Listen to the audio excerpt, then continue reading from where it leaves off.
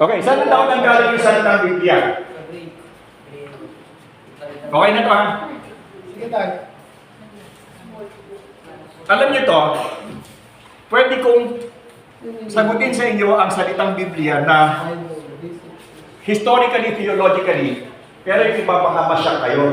Gusto niyo bang ituro ko sa inyo yung tungkol sa Biblia na masasya kayo o hindi? Kaya niyo bang mag-take ng shocking tungkol sa Bible?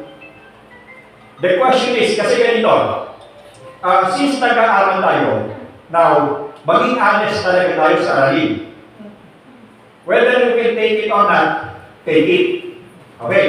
Kasi pag pinag-aralan natin ang Biblia, makabasya kayo. Bakit? Ganito yan. Saan ba nanggaling ang salitang Biblia? Okay?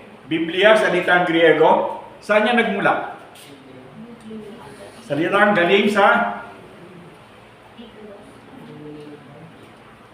Biblos. Sino ang merong internet sa inyo ngayon?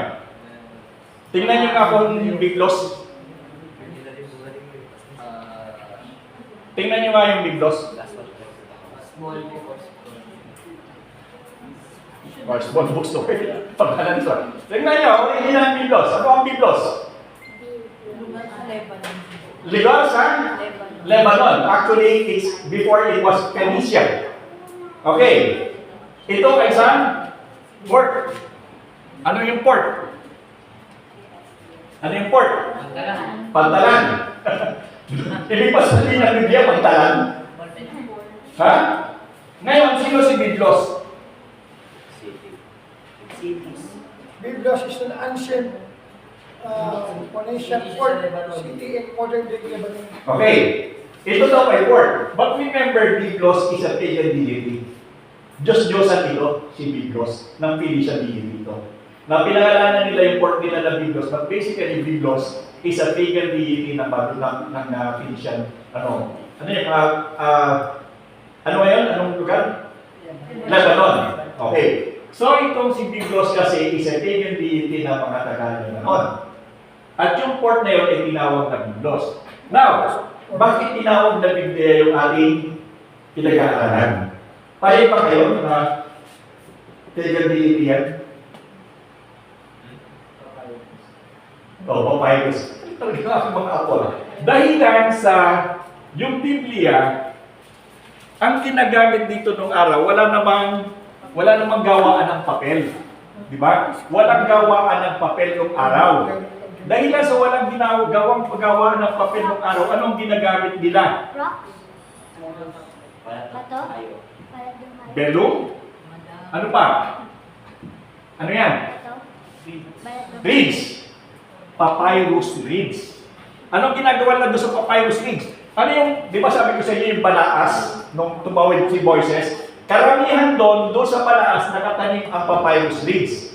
Okay. Kaya nga Red Sea reeds, papyrus reeds. Itong mga reeds na to, pinuputol, tapos dinidikdik, binabayo, pinagdidikit-dikit, at saka pinapatuyo. Pag ito'y nagdikit-dikit, pinatuyo na, ito na ay pwedeng sulatan. At ang unang kasulatan natin nung araw, dahil sa wala pa ng mga papel, ang ginagamit nilang sulatan ay yung papyrus reeds. Paano naging Biblia ang papyrus reeds? Naging scroll, di ba? Papyrus reeds. Dahilan sa ito yung port ng Biblos, ito yung mga reeds, itinatransport ng barko papunta dito sa land, ginagawang papel, at sinusulatan ng mga sulatin. At itong sulatin na ito, tinawag na Biblia dahil dumaan sa port of Biblos. Comprende? Kaya yan, pag sinabi mo kasi Biblia, hindi ito ibig sabihin salita ng Diyos agad. Kasi nung araw, when you say Biblia, ito ay mga papel na kung saan ay ginawa mula doon sa other side ng Biblos. Nung tumawid ng port, lahat ng tumawid ng papyrus reeds na ginawang papel, ang tawag ay Biblia. Okay. Now, ano nga yung hawak natin?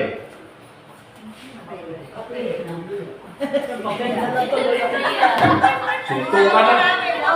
Suntukan na to, no? Kaya sabi ko sa inyo, hindi ako pwedeng maging pastor. Pag ganyan na sagot niyo, ano ko dito, suntukan na to eh.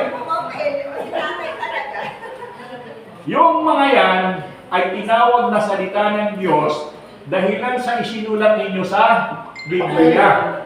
Kaya nga ang Biblia ay compilations of written of the apostles. Yun ang ibig sabihin ng Biblia. This is a compilation ng mga sinulat, ng mga sinabi ng mga apostol, sinabi ng Panginoon. Nung ito ay sinulat doon sa papel, this is a compilation of events. Ang dahilan sa pinakasulat doon nung araw, wala pang papel, tinawag ito ng Biblia. That is why when you say Bible, hindi ito yung automatic. This is a compilation of what had happened that had been written to this paper na tawag ay Biblia. Kaya lamang as time pass by, di ba yung meaning nagbabago na nagbabago hanggang dumating na sinabi mo Biblia, ito na kaagad yung 66 books. But in reality, when you say Biblia, ang Biblia is the one that they were writing on. May natutunan naman kayo.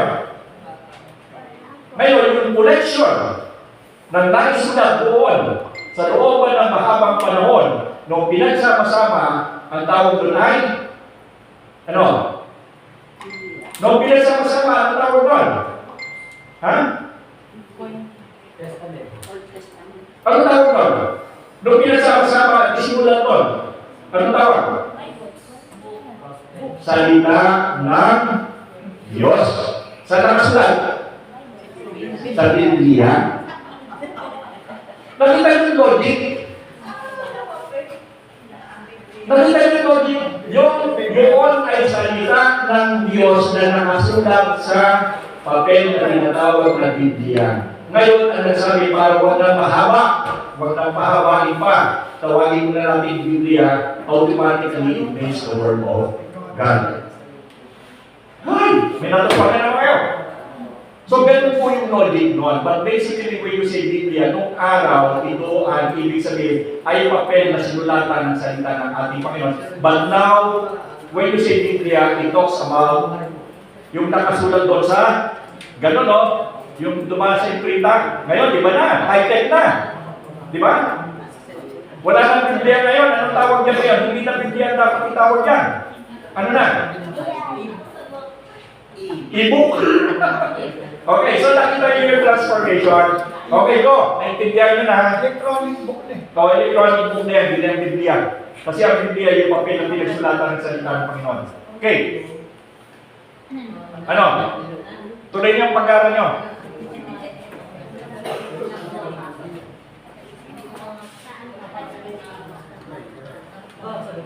Sir, parang sa ating present time.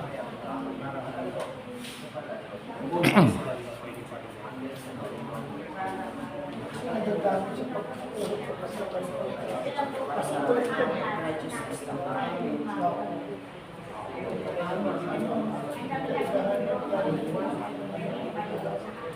Kasi dito ang struggle ka.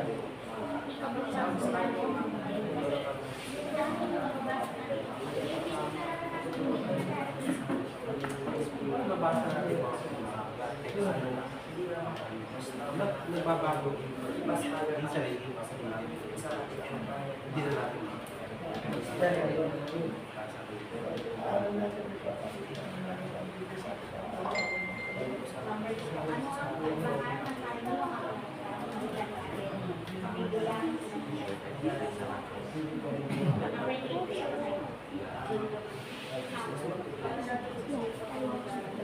Two more minutes.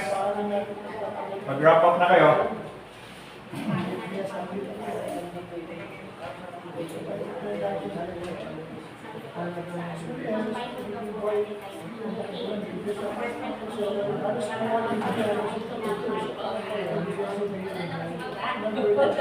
Tapos na kayo?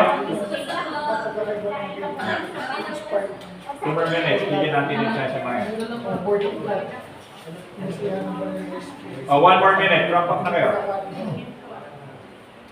Paano natin mabibigyan ng Ay, group 2, prepare.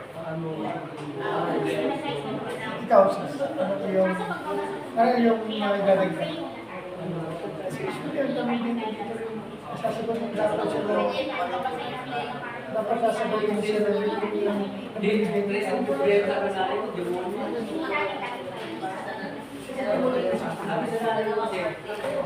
Okay, everybody up. Group 2. Asan ang group 2? Group 2. Sino group 2? Group 2? O, report. O, dyan lang. Hindi na dyan. O, group 2, report. Dyan lang, pwede na dyan kasi dito yung video. pag gumawa ka kasi ng personal or item, visual na dapat mabasa ka ng gusto. Makinig lahat sa group 2. Pwede kayong mag-coach ha, pwede nyo i-coach yung kasama nyo. Shhh! Listen, group 2. Pwede mag-coaching ang group 2. Ayan po.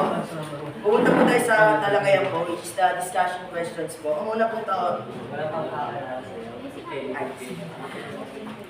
Magandang hapon po. Ako nga po pala si Chris Mediwag na 13 years old po. At tatalakayan po natin mga discussion questions po tungkol po sa Bible study po na pinag-aralan po natin ngayon.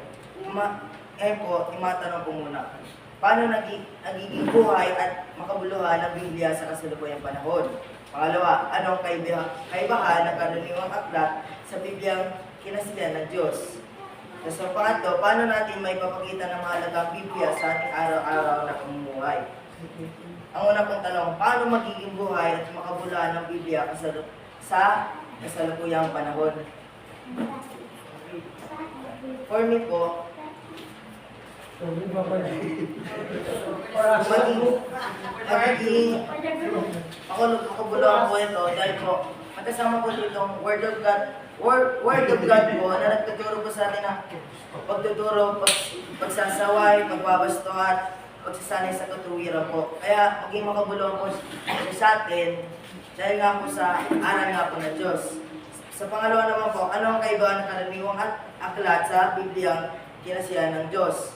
Ang karaniwang aklat naman po ay nagtuturo ng mga mahalagang bagay po sa atin, impormasyon, at ang Biblia naman po ay nagtuturo po rin sa atin, pero may kasama po siyang presence of God po at righteousness ng isang tao. Paano natin may papakita na mahalaga ang Biblia sa ating araw-araw na pamumuhay?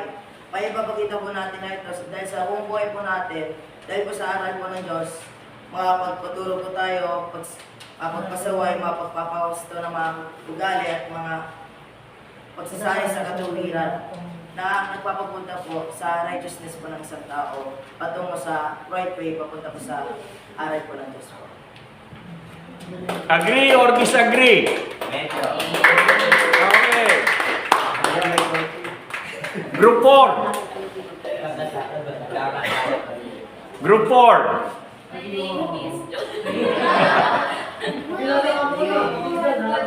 morning, classmates. We are the group 4. Wala bang cheer yan? Wala bang cheer? Hep, hep, hooray! Nakakababad ko mag-report ulit. Hour talaga kayo. Yan sabi ko. I'm 20 years old. Parang mali. Joke lang. I was born. I'm 25 years old. Uy! Dala kaya. Sabi ko, paano nagiging buhay at makabuluhan ang Biblia sa kasalukuyang panahon? Ito po yung pamumuhay po ng bawat isang Kristiyano. Kasi tayo po yung tinuturing na walking Bibles today. Kapag sinabi Kristiyano, tayo na agad yung mga tinitignan, nakikita ba sa salita ng Diyos? Nagbago ba ang buhay na ito? Kasi di ba sabi ko sa salita ni kanina, kapag tayo ay nag-umiibig, nakikita din mismo sa atin yung Diyos sa buhay natin. Tsaka isa pa po, yung patuloy po na paghahatid o pag-i-spread po natin ang salita ng Diyos sa iba't ibang tao, doon po nagpapakita na buhay po ang salita ng Diyos at makapuluhan ito hanggang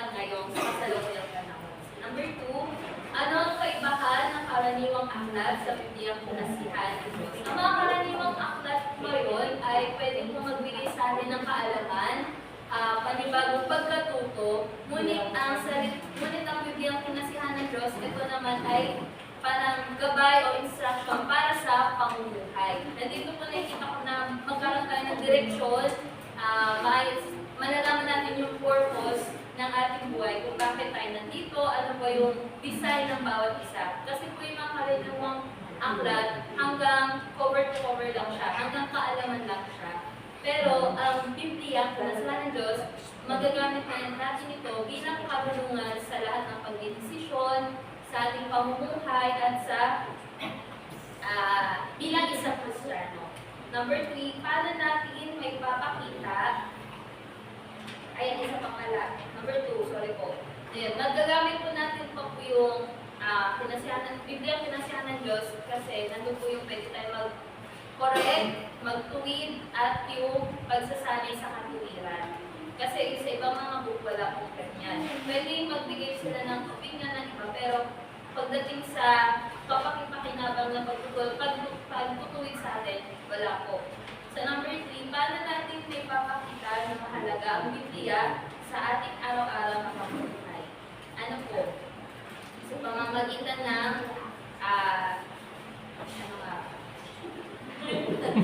Hindi na pag-usapan. Nakalimutan ko po. Ayan. Sa pamamagitan po ulit ng pagpapakita na ito isang gabay sa moral at tamang asal. Pagpapakita na ito ay pinagmulan ng karunungan at nagdadala ito ng kapayapaan. Kasi kung wala pong peace sa life natin, o sa pananalita, sa pamumuhay, hindi po makikita doon na, ay, parang wala naman. Pag nagbabasa ng Bible, pero wala naman nakikita ang ganon. So, dapat nare-reflect po natin yung content ng Bible sa buhay po natin. Tulad po nung panahon noon, ang Bible is para siyang constitution. Sa Israel, wala po sila. Pag wala pong batas, walang kamuno, para siyang chaos. So, ang Bible, ngayon po, isa siyang direction, isa siyang constitution na meron tayong sinusunod na kung saan ito dapat, ito yung nakalulugin sa Diyos at ito yung hindi nakalulugin. Kumbaga, ito na po yung pattern of living dapat po natin. Ayun po. Thank you po. Yay! Next group. 3. Hindi mo na. Sige, 3. 5. Hindi. 3. Okay. Diretso na kami sa talakayan discussion. First question, paano nagiging buhay ang makabuluhan ng Biblia sa kasalukuyang panahon? Before, sinubukan kong basahin ng Bible from cover to cover. Parang rinate ko lang siya as story. Wala ko na yung imposible siya matapos. Parang gano'n. Tapos may nagsabi sa akin, tsaka nakita ko sa Bible, ang pagbasa pala ng Bible, parang depende sa kung ano yung pinagdadaanan. If you need inspiration, you need answers, parang babasahin mo yung specific na scripture. Parang, ngayon, i-apply natin sa buhay natin. If ever we need guidance, we need answers, parang pinagdadaan tayo sa buhay. We look at the Bible, look for the correct scripture, kung makikita yung guidance to God. Tapos, second question, ano ang kaibahan ng karaniwang aklat sa Biblia ng 7 years? Ang Bible sinulat more than 1,000 years. Kung isipin niyo yung mga aklat na binabasa natin ngayon, after a few years, outdated information, hindi mo na may apply. Parang wala na, obsolete ka. Pero ang salita ng yung Bible, na buong pa, sinulat, may apply pa rin natin sa buhay natin. Ganun siya kakaiba. Hindi nag-expire yung information, hindi nag-expire yung useful. Paano natin may papakita na mahalaga ang Biblia sa araw-araw na pamumuhay? Sabi nga ni Ate Eds, ang Bible daw, hindi parang for special occasion lang or Sunday lang. Dapat siya kinakain natin. Ano, ginagamit natin araw-araw. Hindi siya dapat nag-accumulate na ang gamit. Dapat siya natin ginagamit. Ginagamit natin patubay sa atin. Hindi yung aming focus. Okay, next.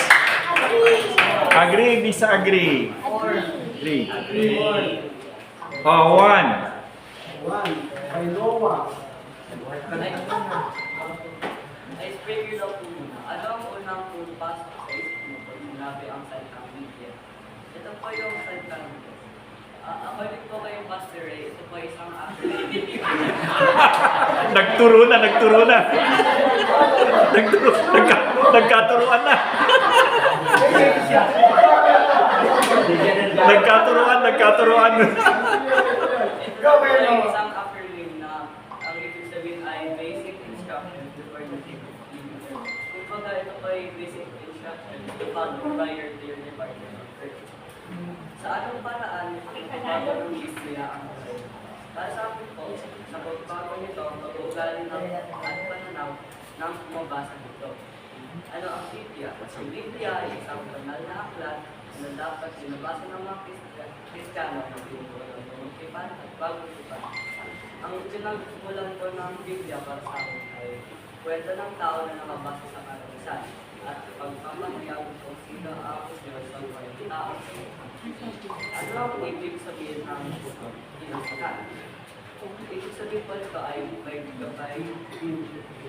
pagkabay ng manag nagmula sa Diyos at may pagsama gabay ng Diyos. Well, sabi ulit ni Pastor Ray. Pagkailangan po ng Biblia sa buhay, nalalaman po nito ang kalooban ng Diyos na ipatama ang mga maling sa iniwala at magbibigay po ito ng tamang direksyon sa tao. Okay, agree or agree? Meron pa. Dalawa pala yun. Second. Ito, okay naman. According to Noah.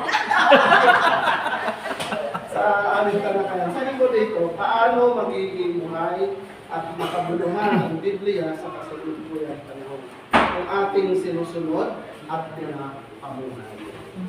Mahalaga po yun para maging makabuluhan sa buhay. So ano ang kaibahan ng karaniwang aklat sa Biblia ang kinasihan ng Diyos? So ang karaniwang aklat ay walang pagabay ng banal na espiritu o ano lang siya. Matutunan naman natin dito ay about knowledge. Pero sa salita ng Diyos, sabi kinasiyahan, matutunan natin dito yung wisdom. So ibig sabihin yung kalooban ng Diyos kung paano tayo namumuhay. Then sa pangatlo, paano natin may pakita na mahalaga ang Biblia sa ating araw-araw na pamumuhay?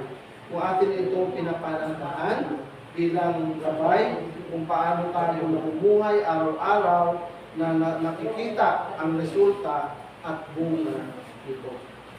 So, yun lang po. Agree or agree? Okay. Bias. Tapos na. According to Okay. Merong dalawang talata sa Lumang Tipan at Bagong Tipan na kung saan ay tumutukoy patungkol sa salita ng ating Panginoon. Joshua 1:8. This book of the law shall not depart out of your mouth, but you shall meditate on it day and night.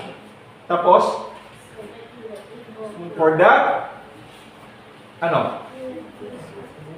kadugsong.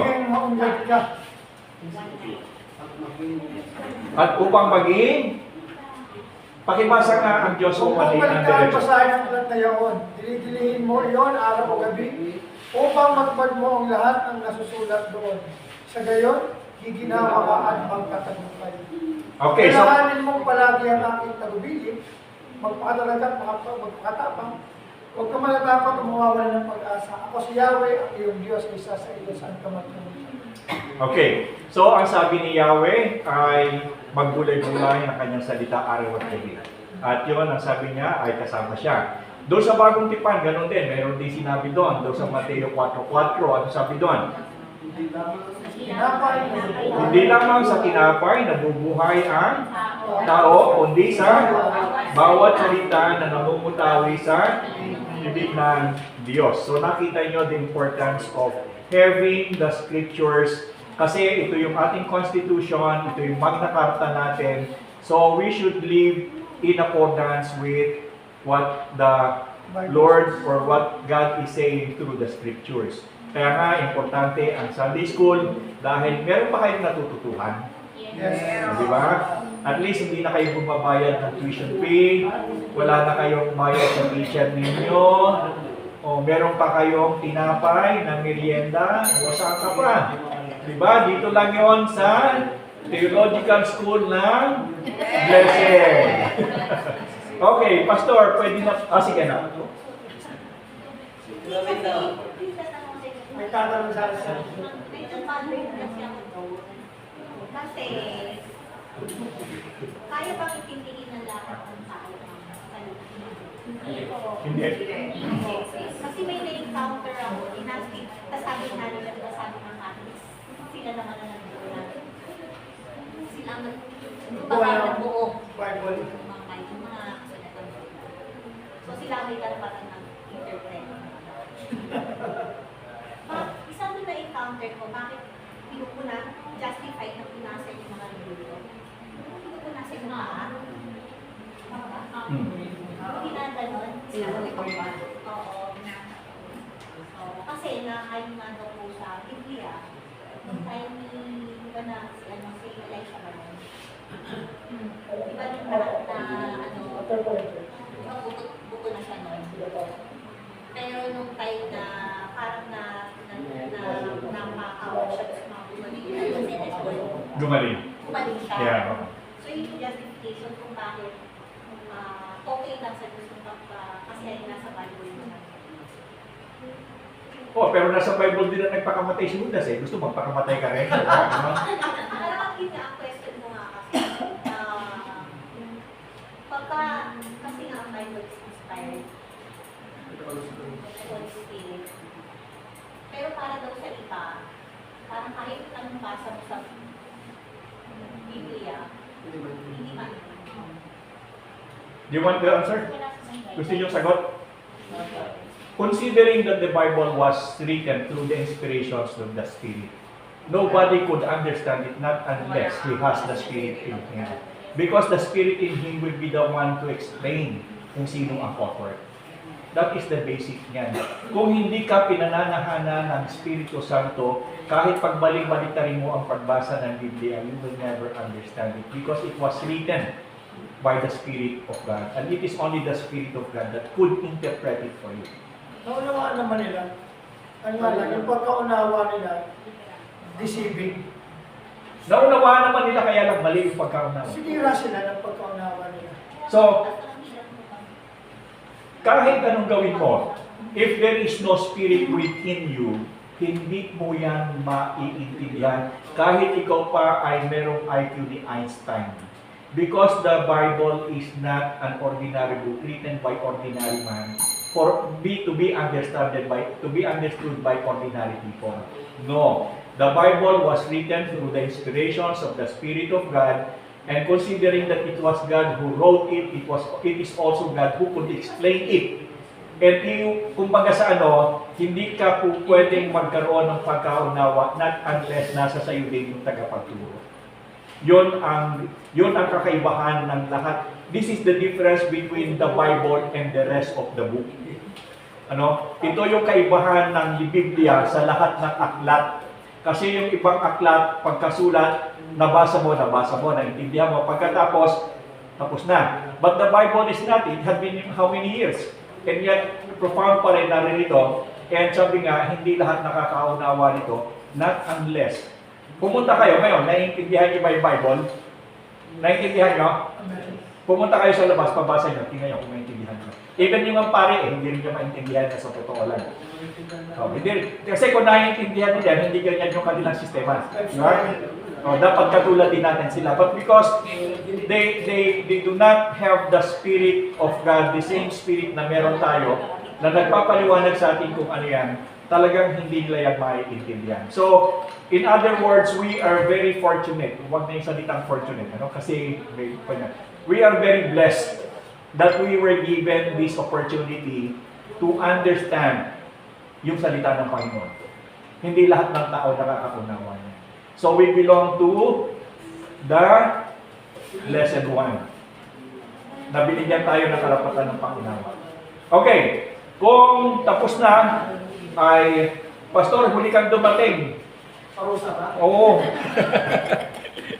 Okay, ano muna tayo?